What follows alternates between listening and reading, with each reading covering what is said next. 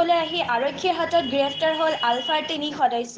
Tezpur mission চাৰিআলিৰ এটা ব্যৱসায়িক প্ৰতিষ্ঠানত আলফাৰ নামত পূৰ্বে দাবী কৰা ধন দিবলৈ আহোঁতে বুধবাৰে আৰক্ষীৰ জালত পৰে লখিমপুৰ নাওবৈচাৰ সঞ্জীৱ বৰুৱা ওৰফে দাদু ওৰফে ভাই অসম, তেওঁৰ পত্নী বেণ্ডং জাংচিলা ওৰফে হাজং আৰু তেজপুৰৰ মিলনপুৰৰ ভৱেশ কলিতা ওৰফে কানাই।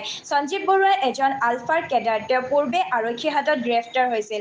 আলফা গজেন্দ্ৰ অসম ওৰফে অনন্ত লিকচন ওৰফে প্ৰজিতৰ নিৰ্দেশত সঞ্জীৱে ধন দাবী বা সংগঠনৰ অন্যান্য কাম কৰি আহিছিল। আনহাতে তেজপুৰৰ ভৱেশ কলিতা হৈছে আলফাৰ এজন লিংকমেন।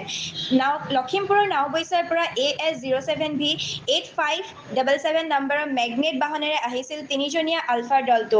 আৰক্ষীৰ প্ৰাথমিক অনুসন্ধান মতে গজেন্দ্ৰ অসম বৰ্তমান ম্যানমাৰত আছে। তিনিওকে আদালতত হাজিৰ কৰোৱা হয়।